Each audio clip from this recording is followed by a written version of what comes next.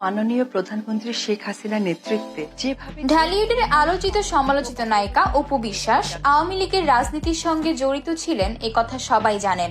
সাবেক প্রধানমন্ত্রী শেখ হাসিনার সঙ্গে তার একাধিকবার সাক্ষাৎও হয়েছে। তৎকালীন রুলিং পার্টির সঙ্গে অপুর সুসম্পর্ক থাকায় তিনি সরকারি অনুদানও পেয়েছেন লাল সারি সিনেমার জন্য। শুধু তাই নয়, গেল জাতীয় সংসদ নির্বাচনে সংরক্ষিত মহিলা আসনের জন্য আওয়ামী লীগ থেকে মনোনয়নপত্রও কিনেছিলেন অপু, যদিও আওয়ামী লীগ তাকে এমপি হিসেবে নির্বাচিত করেনি। চলতি বছরের জানুয়ারি মাসে শেখ রাসেলের আর্তনাদ নামে একটি ছবিতে চুক্তিবদ্ধ হয়েছেন এই নায়িকা।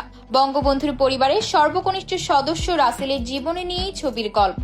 মাত্র ১০০ টাকা পারিশ্রমিকে ছবিটিতে সাবেক প্রধানমন্ত্রী শেখ হাসিনার চরিত্রে অভিনয় করার কথা ছিল অপু বিশ্বাসের। সেই সময় ছবির পরিচালক সালমান হায়দার বলেছিলেন, এই চরিত্রে অভিনয়ের জন্য অপু কোনো পারিশ্রমিক নিতে চাননি, নামমাত্র ১০০ টাকা দিয়ে তাকে সিনেমায় যুক্ত করেছি। অপু বিশ্বাসও বলেছিলেন, সিনেমাটির গল্প শুনে এক বাক্যে রাজি হয়ে যায়। ঐতিহাসিক এই সিনেমার অংশ হতে পেরে ভালো লাগছে, আশা করছি কাজটা দারুণ হবে।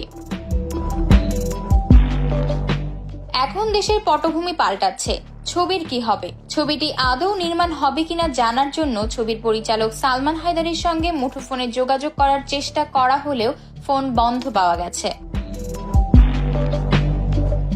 তবে বিষয়টি নিয়ে আজ গণমাধ্যমের সামনে মুখ খুলেছেন অপু বিশ্বাস। তিনি জানান, অনেক আগেই ছবিটি থেকে সরে এসেছেন তিনি। চুক্তি হওয়ার ১ মাসের মাথায় অর্থাৎ ফেব্রুয়ারি মাসে কাজটি না করার কথা ছবির প্রযোজক ও পরিচালককে জানিয়ে দিয়েছেন, তাই ছবির ব্যাপারে কিছুই জানেন না তিনি। কিন্তু যেই অপু বিশ্বাস অনেক অপ্রয়োজনীয় কথাও সংবাদ মাধ্যমে বলে খবরের শিরোনাম হন, সেই তিনি একটি ছবি থেকে সরে দাঁড়ালেন অথচ কাউকে জানালেন না, সেটা এক ধরনের রহস্যই বটে। কেন সরে এলেন জানতে চাইলে অপু বলেন, ছবির প্রযোজক পরিচালকের কথা ও কাজের মিল পাচ্ছিলাম না বলে ছবিটি থেকে সরে আসার সিদ্ধান্ত নিই। কাজটি নিয়ে তাদের কমিটমেন্ট ঠিক ছিল না। কাজ যাই হোক, কমিটমেন্ট থাকতে হবে, তা না হলে একটা ভালো কাজ তৈরি হবে না। ওই সময় তারা কাজের কথা বলে মিথ্যা বলেছিলেন, কাজটির পরিকল্পনা নিয়ে মিথ্যা আশ্বাস দিয়েছিলেন। আতকিয়া মাইমুনা, বার্তা 24।